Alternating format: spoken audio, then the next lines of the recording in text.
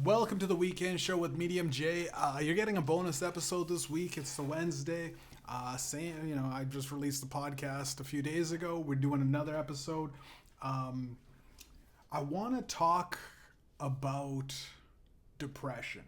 And I don't really have much prepared for it. Last few episodes I've been writing shit down.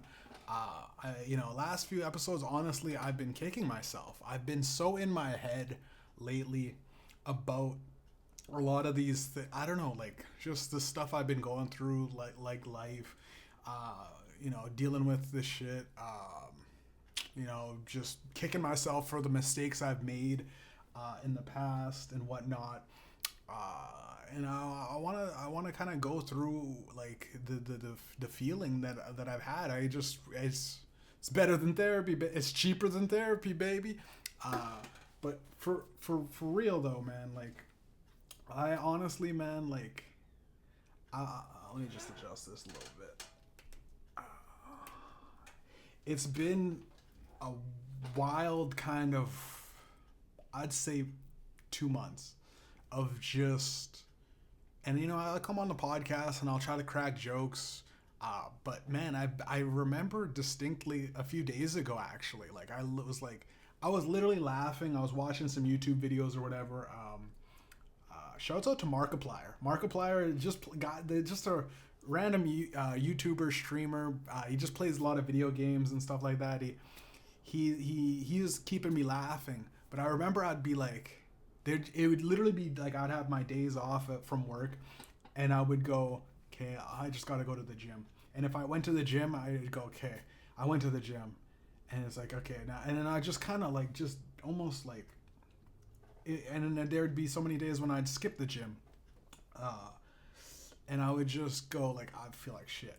I'm literally just watching videos on my phone, or I'm scrolling through the doom scrolling, and I'm just like, and I couldn't pull myself out of it. Like I was in it where I was literally wasting so much time. And a few days ago, I did the podcast, talked about like I just like that night before that on Sunday, I just something changed and I just started working on the album again, started working on my own music, started thinking about my own life and going like nobody's perfect, right? Nobody's perfect. Last Monday, actually, after the podcast that I did on Monday, I went to the Thinking Awareness group with my probation officer, and there's a bunch of like 7 guys there, and we were talking about like thoughts and how thoughts can really influence. And I thought it was gonna be some bullshit, right? I was like, thinking, like I mean, who needs it, right? I just think good, think happy thoughts. I thought it was gonna be, but it was really like there was this weird group exercise where we spent like half the time doing it, and it was eye opening because it was like one of those things to like, people's thoughts don't, like you could have some strange thoughts and it can be abstract, but at the end of the day we're all human. We all have these thoughts and stuff like that. Everybody goes through thoughts, not the whole kind, not the whole kind, real thoughts, real emotions, and I keep kicking myself because I'll go on the podcast and there's just times where I'm joking around and I'll go, that's not the real me though, that's not the real Mediumjay.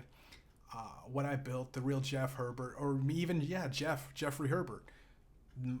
That's Mediumjay is my rap name and it's my rap persona, and I say ridiculous shit in my rap, and there's a lot of times when the tears of a clown are some of the worst, right? Like Robin Williams type shit. And I literally have a song called "I'm Killing Myself," and the song is literally up all the ways I just go through. It's a parody off of "I'm Feeling Myself" by Beyonce and Nicki Minaj with me and Mitchell. And that was like really, we were having fun, joking around, laughing, but it was a real like, yeah, I'm killing myself. I'm killing myself. Robin Williams changed the game when Robin dropped.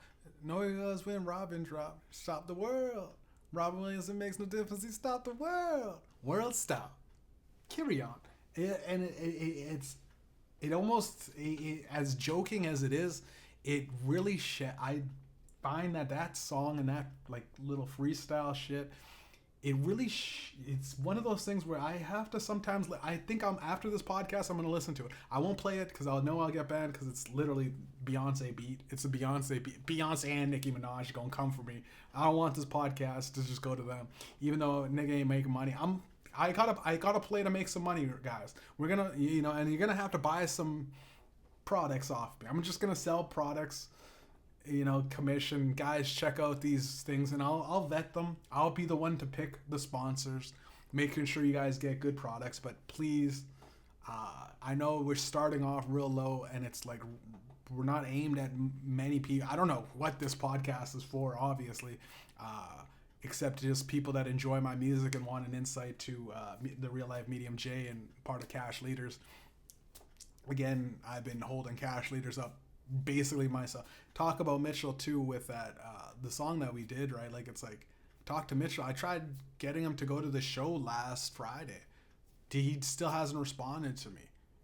So I hope he's doing okay, but at the same time, man, like, buddy, like, you're the homie and everything, but man, drugs got a grip on you, right? Like, when like, yo, no matter how cool like, if your mom knows that she doesn't even want to talk to you, what is your friend? Like, your homies, your best friends and everything, but like, yo, family, and if you don't feel even like, you feel maybe even ashamed to contact anybody, it's like, call me up, man. Just call me up.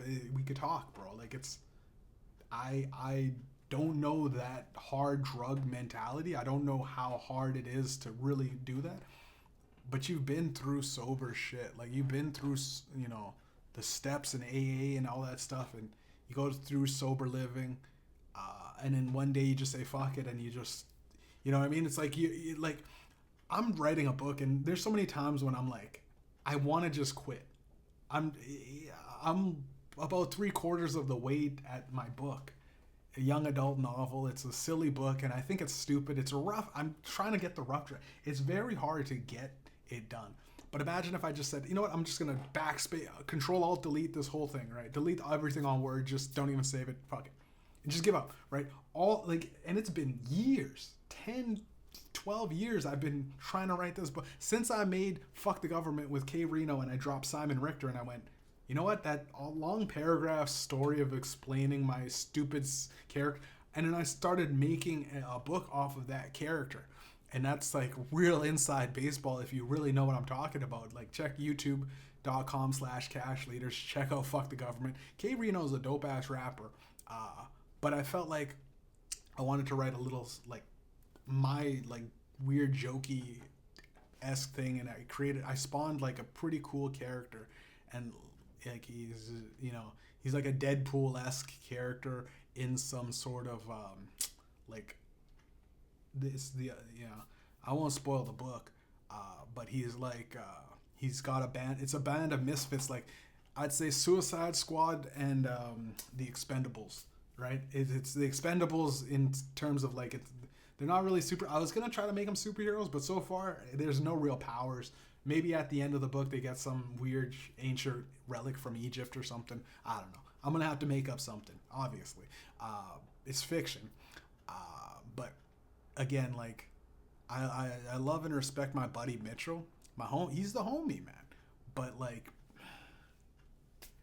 the 11 p.m. at night on like a Wednesday night call, oh yo man, dude, how you been? And it's like, dude, we haven't talked in years, bro. It's been years. Don't try to come into my life like nothing happened, because I know you're just gonna disappear again, right? Like, and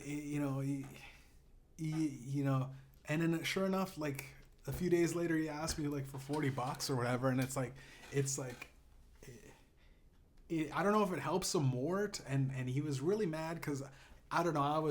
I went to hang out with him, and he tricked me for a while. Like he played it cool, like he wasn't this big addict. He's like, I don't know, I barely. When a motherfucker says I barely smoke crack, occasionally I'll smoke crack. I'm just coke. It's just coke. And I go, okay, then it's not nearly as bad as I thought. And I said, Taylor said you're just a crackhead, and he was, and I guess he took that so offensive, right? But bro, when I was chilling with this nigga, and this is way too much probably, but it's like, yo, this is the truth, man. Like, it's like, bam, bro. With Jackass, your you can't turn it around. You're the one that's really in the, and he got really mad at Taylor, and Taylor was mad at me, and then me and Taylor started arguing, going like, yo, I didn't make it seem like, oh, Taylor said you're just a crackhead. I said he was yeah, it seemed as though Taylor was just saying you're just a crackhead, but when I got to, you're still a person, right? And for a fact you're not just a crackhead. You're a person, right? Like, but sometimes when, if the fucking shoe fits, kind of thing. If the shoe fits, the shoe fits, right? It's tough. It honestly, honest to God, it's tough. Because I love him. But this guy is going through it. He's killing himself. And when I talked with him, we hung out, did whatever. And he's very self-conscious about his image and everything like that. He's very sensitive. He's a sensitive guy. But smoking crack about it isn't going to do shit, bro. It's better to admit it, bro. Like, yo, you had, like, your life's not in the gutter. You're not you're not totally out of luck. You're not, you know what I mean? No matter how far down you go, until you're dead, that's when you lost. And a lot of people can recover. Like, there's way worse people that fucking turned it around, right?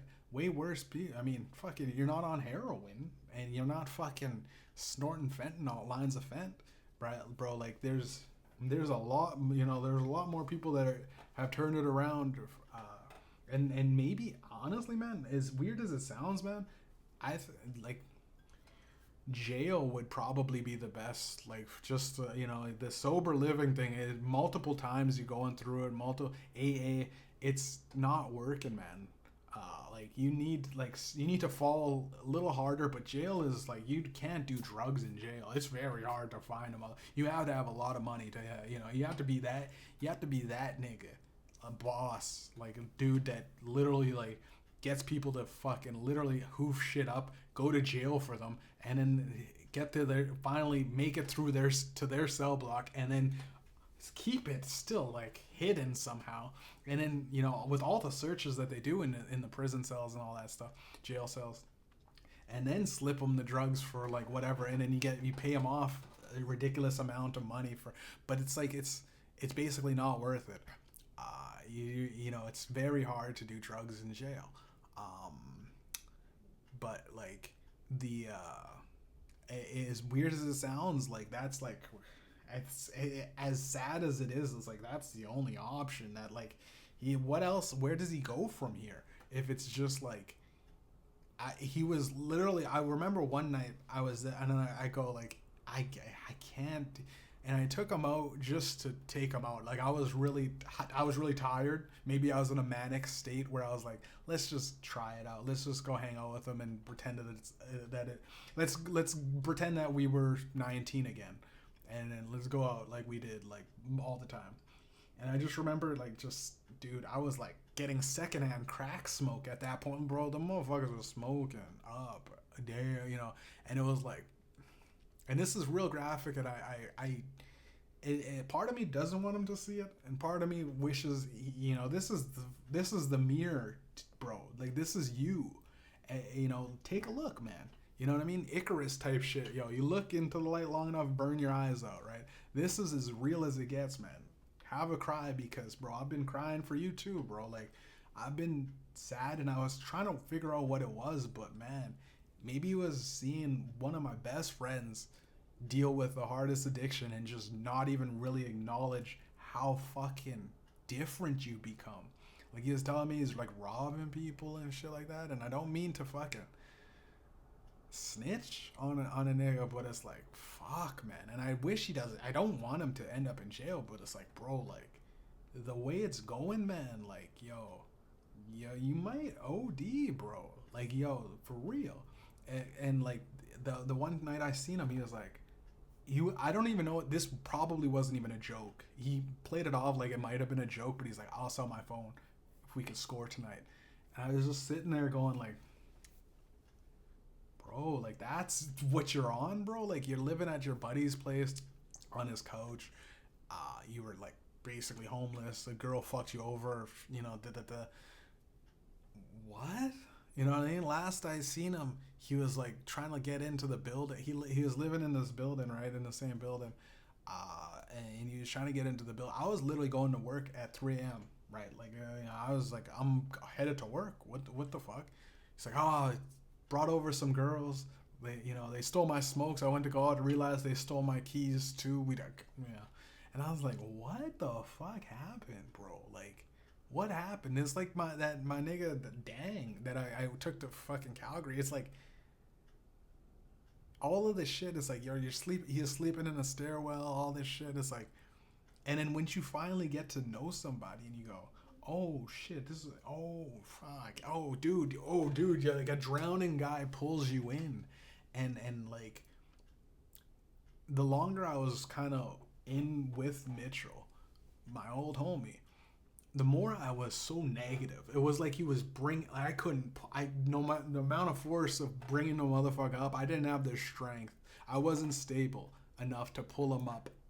And it's one of those things where it's like the longer he was around, it's like almost like I started fighting with Taylor and shit like that. And it was like, when you recognize you pinpoint the real problem, it's like, yo, we're probably just deep down depressed that our homie, and in most of our homies, it's literally just me and Taylor. Like we joke about it. It's like, yo, gang, what should we do today?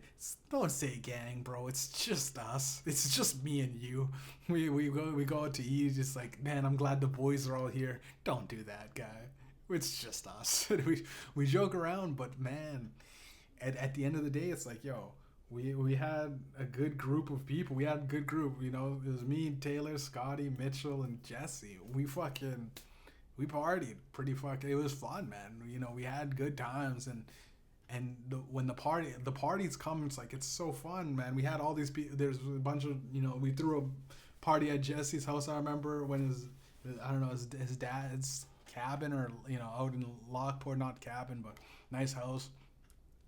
And I remember showing up going like, I don't know, a white boy party. But I remember going like, yo, these are like legitimately good friends. Even though like motherfuckers were doing shrooms and we were, you know, smoking weed and drinking and all that stuff and party.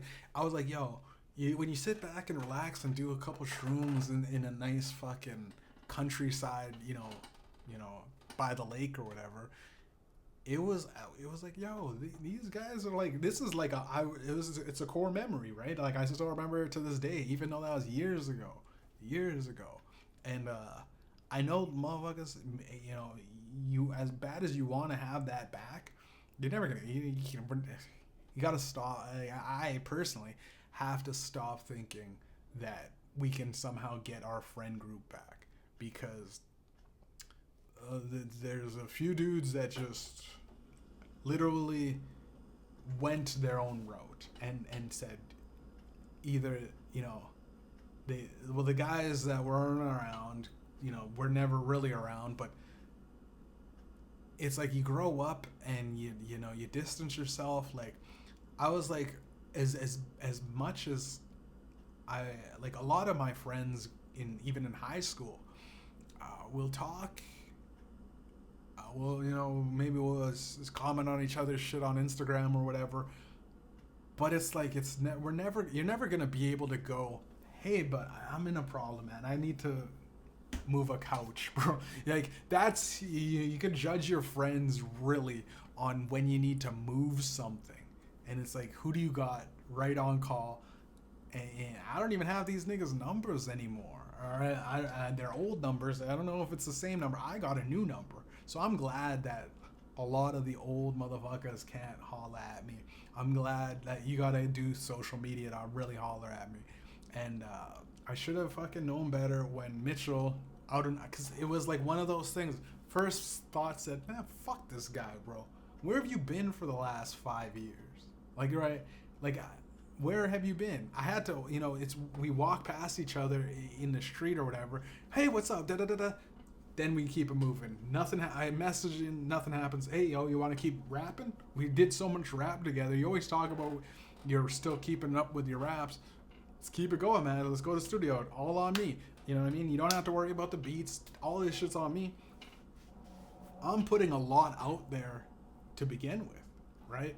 I'm like I'm starting with that hand, and consistently I go, I guess he doesn't want to. I guess he doesn't want to, and it just kept happening where it's like why? What's the point in even? I have a line in one of my new songs, man.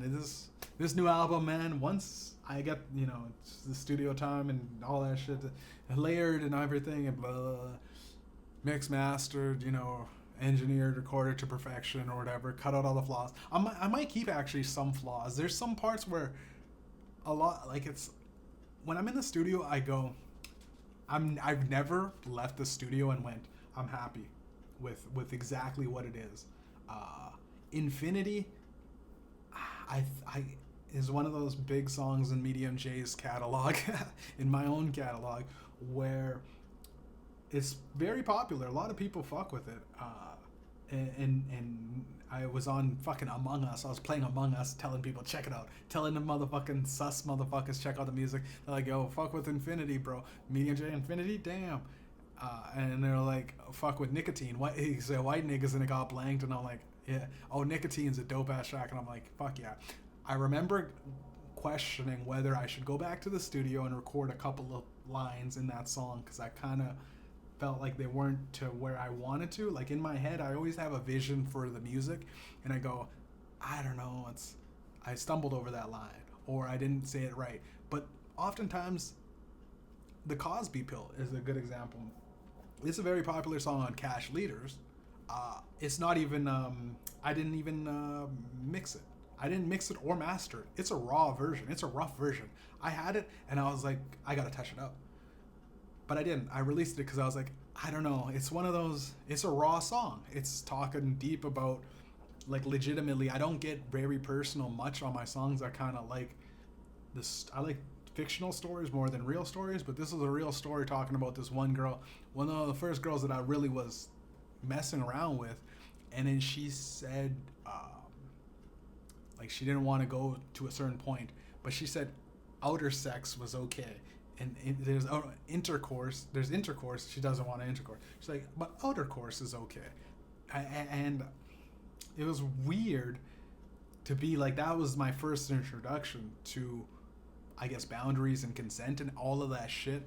And as a young guy, I'm fucking horny.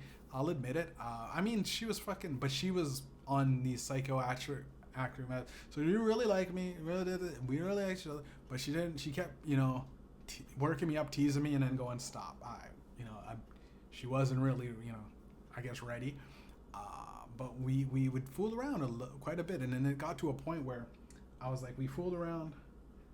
I fucked her, I titty fucked her, and then she said she allowed me to. I mean, she held her breasts there and stuff like that. And I came, and then she's like, I regretted that, and I went, wait, what? Like immediately, she's like, that was, I don't know, that you seem like a different person now. And I went, wait a minute, this whole thing was like, you're kissing me, feeling up on me, this and that and this and that. We're feeling, and then you say stop, and then you keep going, and then you say stop, and then you keep going, and then you say stop, and you keep going, and then it got to a point where you let me, and then it was not consensual. And I go, I had to explain that to the police, bringing it up, because I was like, I'm not, that's not me. And it fucked me for so long. And to this day, that's one of your first sexual experiences with somebody. I'm not touchy-feely. I am not. I swear to God. I am like one of those guys that go, you okay with this? And girls do not like a nigga where he's like, yeah, especially at my age, 30 years old. Are you okay?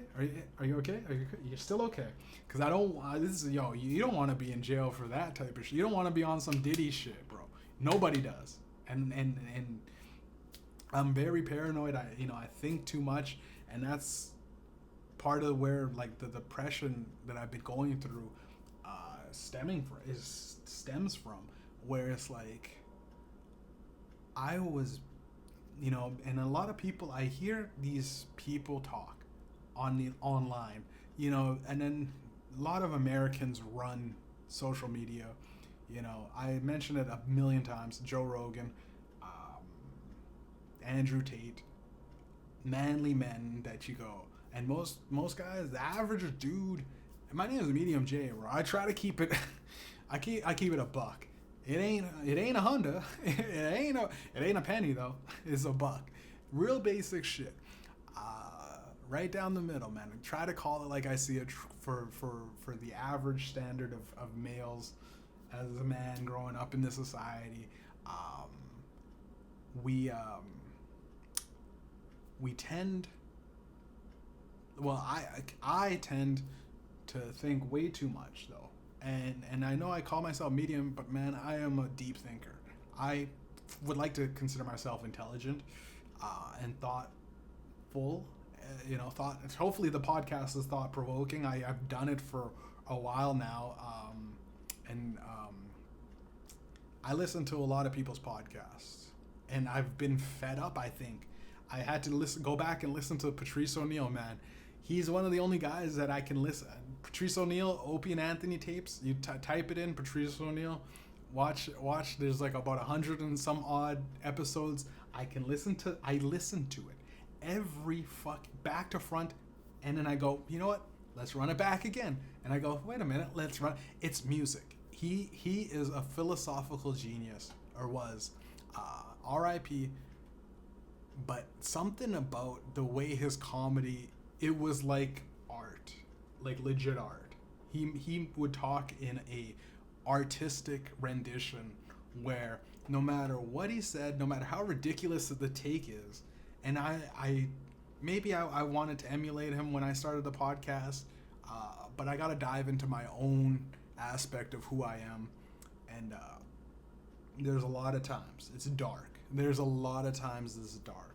Like, I mean, real, like, looking in the mirror, laughing at I'm having fun, and I go, and then I go, go to the washroom, and I'm like smiling, and I go, there's a voice in my head, and maybe it's the schizophrenia, maybe whatever, but it's like, it just whispers in my ear like fucking some sort of snake, and it is the year of the snake, so I gotta watch out, man. I'm a dog in Chinese horoscope.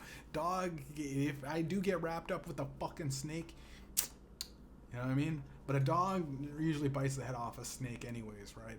But sometimes if it's a big enough, snake, you can get swallowed whole if the dog's not careful. If the dog tries to, right? But I feel as though I'll be real happy, smiling, and I'll look in the mirror, bro, and there'd be this voice in my head, man. And this voice, I don't know, I can't drown it out. It'll just go, this is temporary. You're gonna get back to, what you were feeling. Remember that time, remember that dark place where you couldn't get out, you couldn't get off of the couch for fucking, you spend a whole night on the couch not doing nothing, shunning your friends, your friends invite you out to go and, your homies want to go to the show and hey, let's go, go to the gym and play some ball with the niggas. Nah, I'm just gonna watch TV or play video games all day. I'm just gonna do that. And that is where I think like this technology and isolation, because it's easy to feel like you listen to a podcast, listen to several podcasts throughout the whole day, and in your mind it tricks you. Or you watch porn. It's like watching porn. Porn gives you a false sensation that you're loved, right?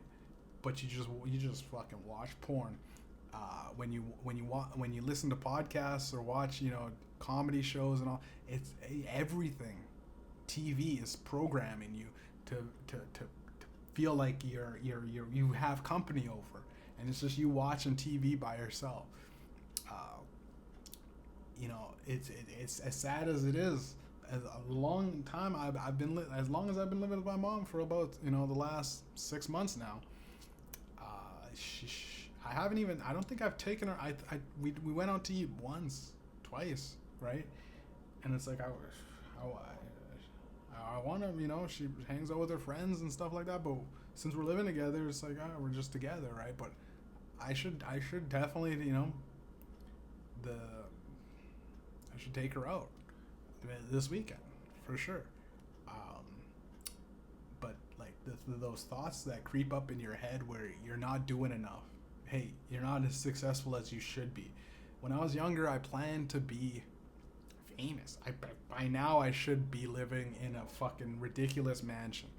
And every day that it's not hitting, every day that it's not been there, every day that I look at myself and I go, fucking only 100 views on that fucking shit for all the work I put in, all the music, all the shit.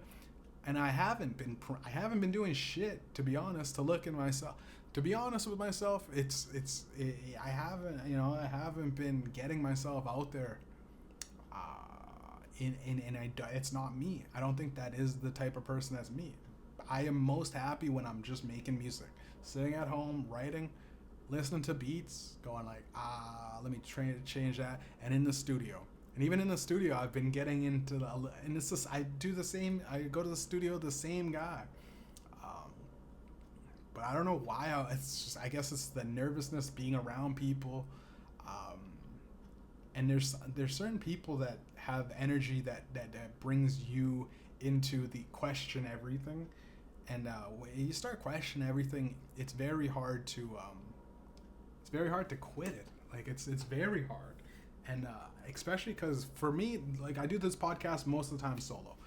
It's gonna be fucking me solo for a while. You know what I mean? Because I just feel like it wouldn't be really entertaining to talk to some of these guys. Like I would like to get these guys, the rappers, on the podcast, but what am I gonna do? Bring them to my mom? So I'd have to maybe bring the the microphone, and we'll have to talk. It's like, hey, I can't, you want to party at my place? Well, my mom home? My mama ain't home. It's stupid. At this age, it's stupid, and I've been kicking myself because I'm like, man, got evicted, went to jail. But getting back on what I was first started talking about with the probation group that I had. We talked about like the scenario about leaving Earth, and it was an abstract, like fictional thing. It's like if you're leaving Earth, the Earth is being destroyed by asteroid. There's there's 10 people you can bring. Or no, there's 10 people that possibly bring, plus you, so 6 people altogether. Oh no, well you can only bring 5 people plus you. So you have to choose out of 10 people. You have to choose 5 people, and the list was like, there's a gay football player, young guy, a gay football player, a blind student, a 75-year-old priest, a pregnant mother, immigrant, with her husband, immigrant. You know what I mean? And there was like a blonde actress, a teenage girl that was a prostitute, and it was like none of these choices. Like a armed police officer. I was like, none of these choices are real good. Like that you could it's like morally, you could leave all of like. You'd go, scratch that. Let's get the next 10 people. Oh no, these are the only 10 people that we could pick. Okay, so you have to like justify. There's like a nurse, but the nurse was abusing. A lot of people we all picked the nurse. The nurse was abusing, like selling, abusing the sales of narcotics and prescription drugs, right? So abusing her privileges of that, or his privileges of that. So you think, like, it is a thought-provoking groups, whatever. And that, it kind of, like, as silly as it was, and it was kind of, like, it was eye-opening, because it's like, oh, like, these people are so, like, these are, and I'm sure everybody in the group was like, oh, well, like, we don't have these problems, right? Like, we're not a blind, football player. And this is who we're gonna choose to bring back. And I know the way it is, it was such a silly experiment that you didn't think twice about it until you till you actually go, I remember that. And actually, you know what? I'm glad I'm none of those people. There's like, out of 10 people, there was like a lot of like hardships. I think the only real person that everybody probably picked was that armed. It was just like an armed police officer, but he had a gun. So I think they put that in there because a lot of people aren't comfortable with guns, or most people. I don't know most people, but dealing with a bunch of guys in jail, it's like, get the police officer because he's gonna be. It was weird as it is because all the people that have been, if you're in probation, you tend to hate cops, but you'd assume that he's not a dirty cop. But it's like you're bringing along that guy on the spaceship, and he's the only. I brought it up. I'm like, he's the only one with the gun though. But I was like, I would also bring him because when you're leaving Earth, it's nice to have a gun, even if that one guy, I mean, what is he gonna do? Shoot everybody? We all just team up on him, take his gun. Now we got to put the gun in the break in case of emergency thing, or everybody has a key and we all unlock it. Easy. But that type of group exercise was it was one of those things where it's like it almost made me like I walked out going like I actually genuinely feel happier, and I'm like, yo, is probation group therapy, is it working? Is this in a million years I would have been like, yo, this is the dumbest everything. I would have been ragging on it. I would have been like, yo, the fuck, I need therapy. But I'm like, yo, I probably would benefit. I remember I was in a dark place. I was like, I don't like anything. I called up the thing. And here's the funniest thing. I was like talking like I'm talking now. Like I was kind of just talking through the guy. I'm like, and I go, I recognize I'm just talking through you. I'm not really talking to you. I just need someone to talk about. Like I am depressed, this and that. I don't like this, blah, blah. And I motor mouthed it. And then he was like, no, this is exactly what therapy's for, man. I wish more people in your position what you're going through, and he was just very nice. The guy was very cool about it. And I said, hey man, like if do you mind if maybe if I'll call one day and I'll just prank call you one time. And he's like, no dude, if that's what gets you out of your slump, yeah, fucking do it up. I would love it. I'd love the prank call. I was just like, that always stuck with me, because it's like, yo, I'm gonna prank call therapy and just fuck around and maybe like, play a gunshot sound and just go and hang up on him.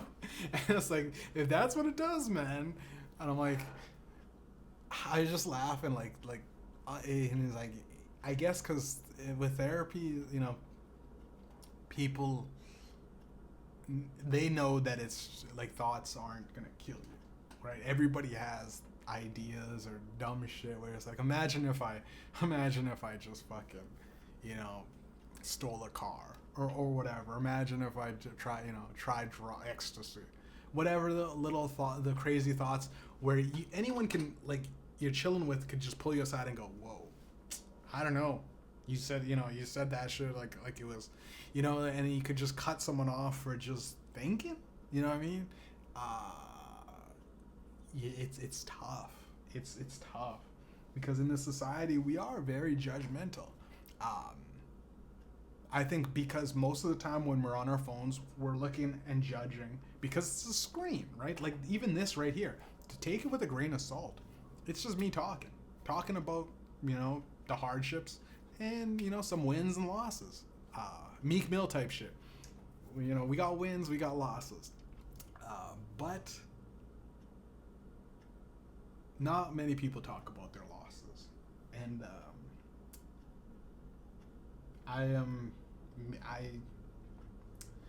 I go through times where I feel as though I should have done more for my friend Steven. I feel like I should have been a better person. We were young. he really looked up to me, and I loved him, but for whatever reason, I took on this weird role of being, and I was a year older than him, but I took on a weird role of like almost being a father to this guy. But we were friends, and I don't know why I did that, and I don't know why I became like I had to discipline the guy. I don't know why I did that, and I kick myself all the time. I think about it, like, why the fuck did you do that? Why were you like that? Why at 19 years old telling a fucking 18-year-old how to think and act, and you know, like slapping him around for it? Like, why? Like, I was a bully. I was, but I don't know. I don't know. Like, it's to really, I probably never wanted to admit this. I have to, because it's something that I deal with.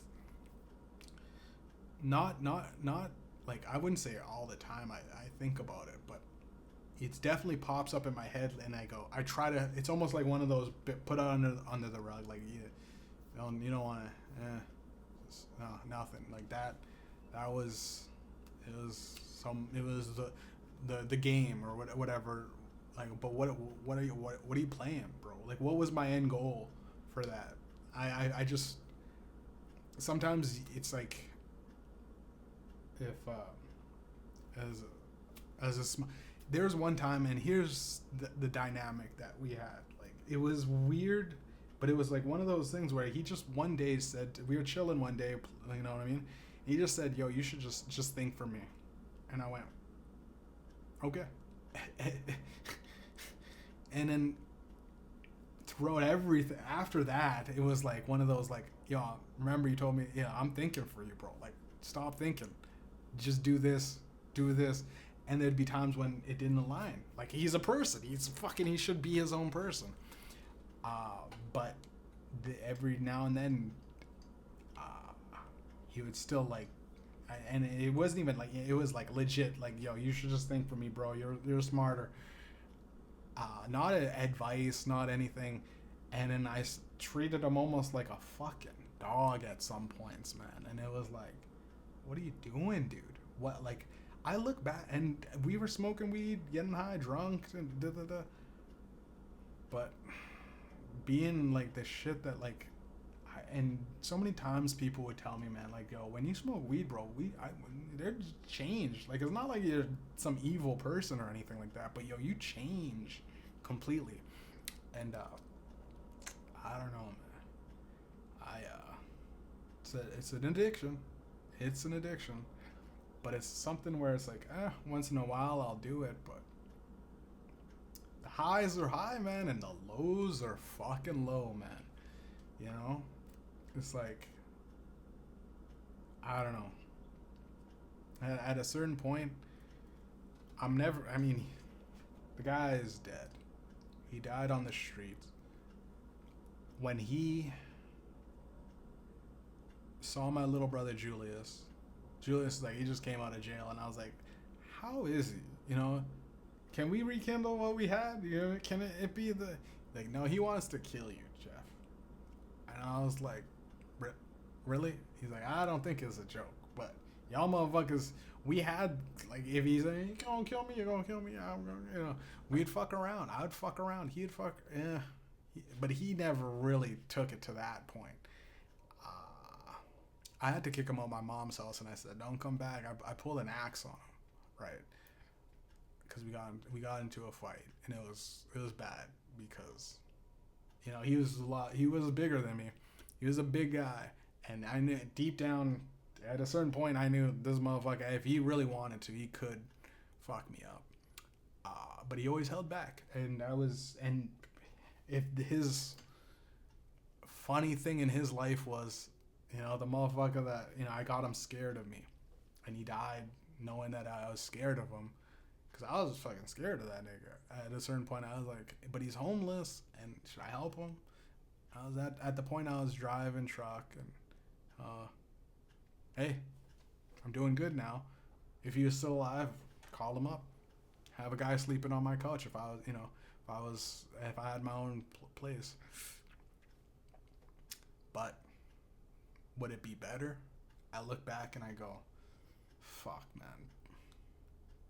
It's like, yo, you left that one time seeing him standing in line at a soup kitchen.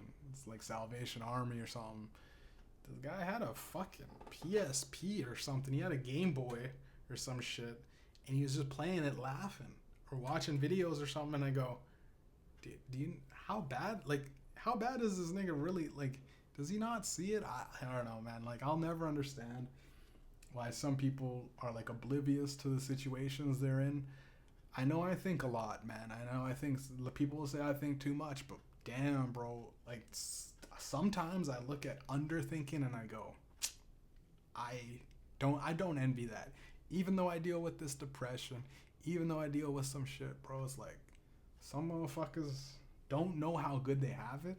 They don't know how they got it. They lucked up into some good job or maybe even a business, and then it all comes crashing down. There was a guy that was like a millionaire in jail, or he used to be a millionaire.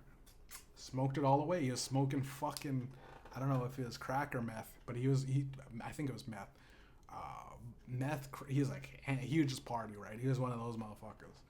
But man, the guy was like 30 or 40 years old. He looked like he was like 50. He looked like 50, maybe even 60. Bro, he looked old, like an old man, like his back's all hunched over and shit like that. And like, I look good for 30, right? That's the, like, you know, when people go, oh, Jeff's on shit, it's marijuana, bro. Like I remember when I first went to the mental hospital, 18 years old, and the whole school was talking about me because here's the thing. I don't think I ever really talked about this. I was going to write a story about this, but in the new age, it's probably even easier to just talk about what am I going to do? Write a book, have no one read the book, and then go on to Audible and talk about my own book. Or it's just tell my story as it fucking is, bro. Like, fuck it, I'm going to tell it like this. I legitimately stayed up for weeks. I swear to God, weeks. I literally got into a mode where I go, I can't sleep. It's evil to sleep. Sleeping is you're farmed sheep in the Matrix. You're a fucking this and that. And you know what? Am I right? I don't know. Maybe that's the secret code, right? Maybe never sleeping, you unlock some eternal gifts and you become some super world famous superstar, right? There's a lot of motherfuckers that got to a certain point in their careers denying themselves sleep and building Microsoft from their basement and becoming Bill Gates and running the world and doing whatever the fuck they want, right? There is that angle. But obviously, I was legitimately like smoking weed, drinking energy drinks, denying myself sleep. I would because I was 18 living at my mom's on Donwood, going to the school, River East. I remember specifically there's times when my mom would, go to bed, Jeff. Okay, I'm in bed. And I'd go, okay, time to pretend to be like a vampire. I'm a vampire pretending to sleep. You know what I mean? I get my body rest, but my mind, I would still be thinking and thinking about stuff. I'm an evil guy. I'm this and that. I'm Satan, or I'm the devil reincarnated. I'm like Damien. Then there's times when I'm like, I'm Jesus. And something snapped where I legitimately visualized God in my mind smiling at me. It's like, that's the key. You went so deep, dark. You went so deep into some hell bullshit and Satan and 666 and all of that fucking devil shit. And then you turned it into, God's happy. God still loves you. And I went, oh, God's real. He was like, God is real. God is real. God is real. God is real. And everybody I'm the next Messiah. I am Jesus. I had the Messiah complex at 18. I'm going to save the world. Call up Steven. We're picking up garbage in the streets. I'm Jesus. That's what I thought I was. And I hope this podcast doesn't end soon because I know I don't have that much storage. I didn't start it with the 4K. It's lower quality. Hopefully, it's only about 20 gigs I have room for. But that's, whatever. But when my mind snapped and I was like, yo, God is real. Like, he loves me. Like, God, yo, fuck all this shit. No matter what I can do, I gotta tell the kids in school, we're about to graduate, 18. We're all in grade 12. This is like it's right around March, April. Right around this time was when I went crazy, and it always happens. Around this time, I get that out of depression. Maybe spring is blooming or something like that. But I start thinking out of the. I still have my winter mind state where just go home and whatever. Just go home and enjoy being inside because it's too cold. It's starting to get nice out. It's time to get out. That feeling, I'm sure a lot of people deal with seasonal depression, but this time it was bigger, right? Like my feeling, and when I was 18 at that point, I went to school. I put on boots in the middle of like April or some shit like that. At the end of April, it's just slushy out, but I put on these weird boots, and I was telling people, like, I was trying to explain, God.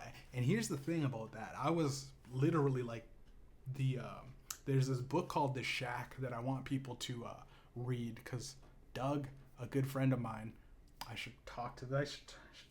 Why do I just shun people? I should talk to George and Todd and Doug again. I don't know why I just got out of jail and I got to cut off because they're drunks. But fucking like I'm not drinking or not smoking weed. I'm too hard on that people, being hard on myself. It's whatever. But either way, Doug gave me this book called The Shack. I don't even know the author. I can't remember. But the whole premise of is this guy. I won't spoil it. Someone killed his daughter. I think a drunk driver or something like that. He didn't forgive him. He wanted to kill the guy. Didn't know what to do. Locked himself in a shack. Found God, and God gave. He's like, you think it's easy being God? It's tough. Like, God came down to him as a Japanese woman, a big fat black woman, and Jesus. So there's three. It's like this. I don't know how you want to spin it. The Son, the Father, and the Holy Ghost. The Father, I think, was the black woman. The Holy Ghost was the Japanese woman. And it's fucking a good book. A really good book. One of those books where once you start reading it, you go. I was like, it's kind of dry at the beginning, but if you get to when he's actually going through it and explaining all of this stuff, it's like one of those things where you go. It can turn you into a believer. It literally, as a fictional book, can turn you into a non-believer, into like, there might be some sort of higher power, even if it's just a thought. I used to always think, if you don't believe in anything, believe in this rock. Isn't it here? Right? Like, this, you pick up a rock, you know what I mean? If I clunk it on your head, do you believe you're going to be hurt? It's pretty real. And as much as you want to talk about the simulation, but that's a whole nother podcast we could talk about. God, and there's this guy in the shack. God comes down to him in different manifestations. Still angry. He gets angry with God at one point, and he goes, you think it's easy being God? Try this. Try being the judge right now. And he had all these things laid out of judging. I went through that thinking I was Jesus. I started judging. It's like, you want to be Jesus? Try judging man, or try being the ultimate. It was like almost like, fuck Jesus. Try being me, God. Here's the judging people. Yeah, people have to go through it, and everyone has to have a redemption arc. But in my mind, I was like, this guy goes to hell. That guy's safe. That girl's fucking, she's in hell. That girl's safe. That girl's fucking doesn't understand it. That girl doesn't see people. That hell. And like, there's a lot of people going to hell. And I just went like, oh shit, like, I'm glad I don't have that. Like, because maybe they didn't show their best. Like, for the few seconds that I saw them and looked into their eyes, it became Jim Carrey when he was Bruce Almighty or whatever. That movie where he's like answering prayers, and he just goes, click yes to all of the prayers or whatever, and everybody gets their prayers answered. It became like I just became lazy in judging people. And I was so tired. I literally thought I was Jesus, which was crazy. but and I became you get the ultimate throne of judgment or whatever. You become the ultimate judge, the judge of all judges. Uh, but again, that's some crazy schizo. And if people, I get if people listen to this and go, that was fucking wild. But if you actually had a thought like that, and imagine, I dare people to, I dare any deniers of what I felt at that time to stay up for 3 weeks and just ride it out. Try to live your life. It's fucking tough. 3 weeks. And then after that, there's times when that was a high. It was a manic high. After that, few years after, same kind of shit happens. 3 months of not sleeping. It was 3 months. It felt like years. It felt like I was never gonna get out of it. And it was 3 months because I had like $4,000 in the bank working a minimum wage job because all I did was go to work, come home, and pray to God I could sleep. I tried my best to sleep. Insomnia's a motherfucker, man. It sucks. 3 months of like, I remember I got into a crash and it was one of those things where I hit ice and I don't think my reaction time was slow because I was still driving the whole time, right? Driving to work or whatever. But I crashed my mama's whip into the back of some person. And I remember just like going like, oh shit, this sucks. Here's another thing, right? It was like one of those things where it's like, oh, I slipped on ice. Like, oh, I'm sorry. This was like black ice. The brakes locked up, but I couldn't do anything. And I was like, here's another reason why you don't deserve to live. You don't even deserve sleep today because this is why, you can't even sleep. Now here's another thing to toss and turn about where it's like, yo, insurance premiums go up. You might lose your license. It's like it's that when it rains it pours, people. And yeah, like, and I was in and out of the mental hospital for like 6 times, man. And the last time, right before I went to jail, I checked myself in, and I felt like they did not help me. I really felt like with our Canadian system, it literally is in and out. Jeff, you're good. And I went, am I really though?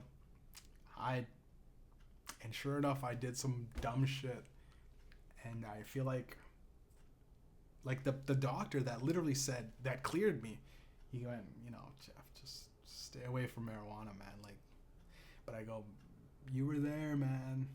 You said you're gonna be okay. I wasn't okay. I checked my own self into. Who does that? Not a lot of people do that. Not a lot of people have that. I know that I'm not okay, and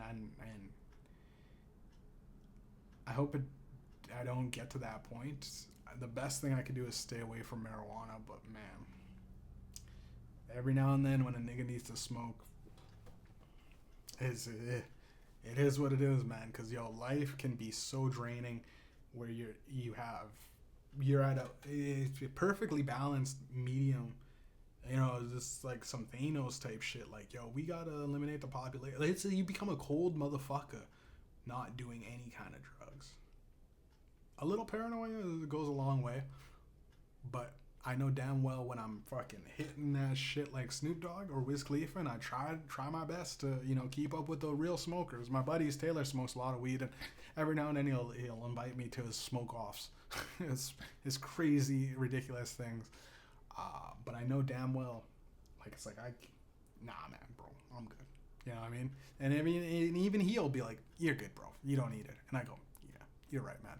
You're right. Because at a certain point, I can't keep up. Why compete? We'll drink, have a few drinks or whatever. But it's marijuana that really will get a grip if I and smoking it too. Edibles, not really. There's one time when I took some edibles and I was legitimately scared. But I just get scared on edibles, which I don't know how much that affects the similarities of that. But when I smoke weed, that's what the doctor. When you smoke weed, I don't know about edibles or CBD, but when I smoke weed, man,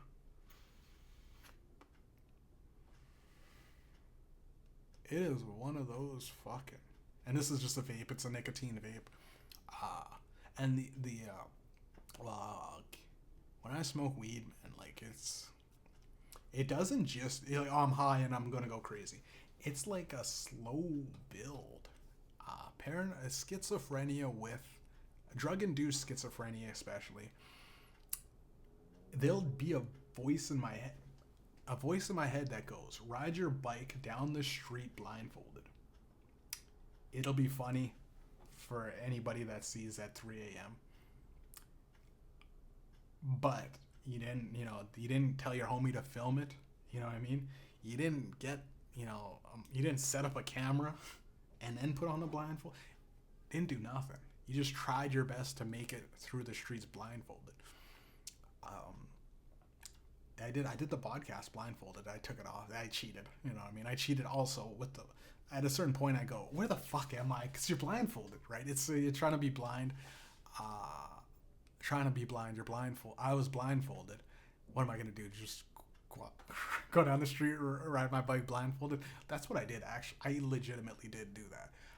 But then there's like 3 points when I took off the blindfold because I couldn't find how to get back home. I was like, okay, I'm actually like, it would be impossible to live my life like this. Like I would probably end it if, I would end it. Like being blind that was the scariest feeling I've ever had. Because I'm like, you bitch. If you take off the blindfold now, you're a bitch. And I was like, what is that? What kind of voice is that? That's a wild. And I don't know why I did it. I don't know why. It was just one of those things. But it was silly. And it's much like what the crimes that I committed, right? I was like, why did I do it? It was silly. I affected people. I hurt people.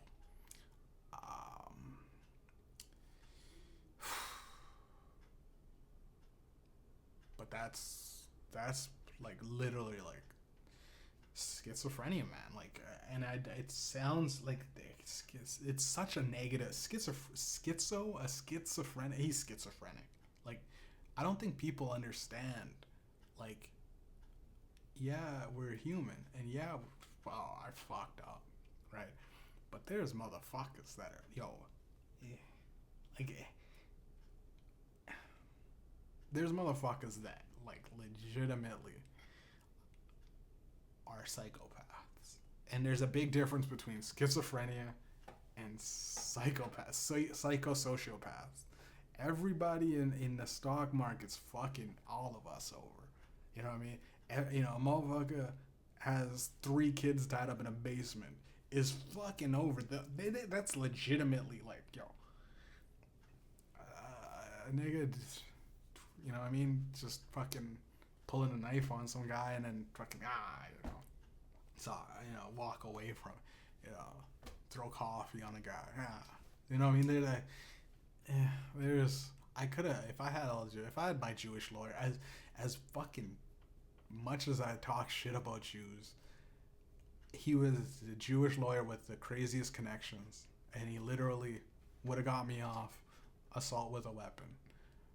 And I fired him because I went through on a Saturday or a Friday night, or a Saturday night or a Friday night. Called him up. I need a meeting. Lawyer. I need a lawyer. Feeling like I was just trying to ask what can I do legally because I was gonna go back into my fucking job that fired me and try to fucking smash her windows or something and see if I could get away. I was like gonna talk to my lawyer about this and see if I could get away with it. I haven't been sleeping, paranoid, up, smoking weed, in my zone, letting those voices just control them. That's like some real demon shit, to be honest. Like, it's like that's the physical manifestation in this world of like, it's almost like I got a devil in me, right? It's like I could let that, and I think everybody has it. If you don't think you're crazy, I dare you to. And motherfuckers, I ain't doing that. I ain't staying up for weeks, but stay up for weeks and then try to ignore that fucking voice that goes, "Just fuck your life up, man. Who gives a fuck? This world is just a circle. We're just this planet on a rock floating through space, bro. have fun with it. Do whatever and it's poisonous, bro. Like that's like the demons.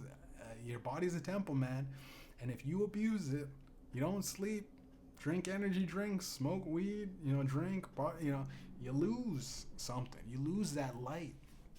And I'm glad I'm doing this podcast. I'm glad that I've done it because it's very different than anything I've done before. I think I don't know if that's it. Yeah, we're at about an hour and I don't know if I have anything else. I don't want to. And this is the negativity again. This is negative. I was literally, I don't want to promote anything because it's just talking about my feelings, but why not? Still a video, and I'm going to fucking have to put a description in it. I'm going to check out Cash Leaders, Linktree Cash Leaders. The music, this next album, I'm going to dive a little more. There's a little bit more. I don't do too much serious songs on most of my shit. There's a little bit more. I'd say it's a half and half. And there's fictional stories that I have. There's some real fucking dope ass shit that I've been through. There's some fucking this and that. And then there's the I'm riding highs and I'm riding lows. I'm riding highs and crawling through lows. It's the medium pill. It's like the prequel to 25 songs, if maybe 26. I'm gonna throw in Practical Smokers. Shouts out to Drew the artist. He's gonna he gave me a beat. He's like, yo, I want that for my album. I took the beat. I released it because at a certain point he said he wasn't gonna do the. This is funny. This is how you can't get a grip on an artist, right? Like this is a wild podcast that's coming out of left field that I wasn't even gonna do a podcast. I honestly didn't know what I was gonna talk about. I just wanted to kind of talk about my depression, and I was going to try to shimmy it into something else, but it became the whole, almost like the life of Mediumjay. Title of the podcast, life. I was going to call it Fighting Depression. Dumb. Life of Mediumjay, the weekend show. Mediumjay. But shouts out to Drew the artist. That beat, Impractical Smokers beat, was so good, man. To be honest, it was so good. Such a good beat. It was perfect for... I had a freestyle in my mind that I was trying that whole time. Smoking that weed and I tell it to roll up, hold up. I was trying to keep a flow, but I never found anything that fit it quite like that. And it was perfect. And I was like, this is perfect. Once I have once that beat is just like, I have so many floaters of like, I just need the right beat. And then it goes that. That's why I really hope that somebody just goes, let's make this nigga famous. Let's get him on our team, because if with music, I believe I am like Rain Man. Kanye West except. You know what I mean? You're not gonna see a nigga with a swastika anytime soon. Stay black. And Joey Diaz, stay black, cocksucker, type shit. But yeah, that's been the weekend show. Check out the music. Like and subscribe to the podcast. This is one of those episodes, it can get you down. If I listen to, I probably got to be in a good space to listen to this back, because I'm going to listen to my funny episodes first. Get me happy. Then listen to this, because there's a few episodes where I go, this is way too much. The Tears of a Clown, you know what I mean? Type shit. type shit. You know what I mean? This is how you talk about depression on the podcast, type shit. My buddy Taylor sent me some dumb. It's such an inside joke. I don't know why I did that. I gotta fucking explain it now. But it's like this dude on Instagram. He's like, I'm gonna teach you how to order. So they give you the deals type. It's just a black guy on Instagram with grills on, going like, I'm gonna teach you guys how to order. So they treat you right, type shit. You know what I mean? First off, you want to be real polite to them, to the people at the counter, act like a white boy, type shit, you know what I mean? Hello, sir. And he's ordering chicken at they get the good chicken, type shit. This is how you get the good too. It's like, he's just ordering chicken at a fucking, I don't know, fucking Churches or Popeyes or some shit. But like those little things in life, it can spark joy. But at the end, and you watch these videos and everything like that.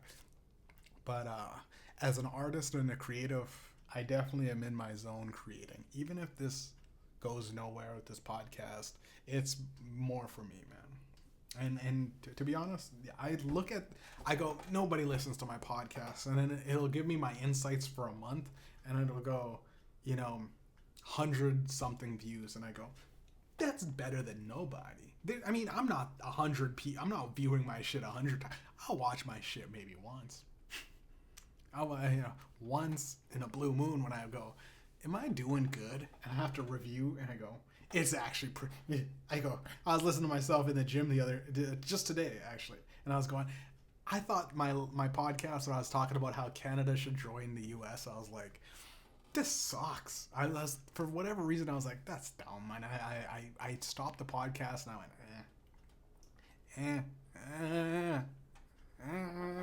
But then I listened to it again, and I go, why was I so hard on myself? It's fucking funny, and I made some solid points, right? There's a point. A lot of people talk on podcasts, and famous people that have followings, and you go, these guys are nothing. They're talking about nothing. Feels like they're saying nothing at all. Nothing at all. Nothing at all. That's been a weekend show. We go, this is how you wrap up a podcast type shit. You know what I mean? Blow smoke you go on, blow smoke in the camera and turn it off right when the smoke ends, so the motherfuckers don't see you turning off the button, right?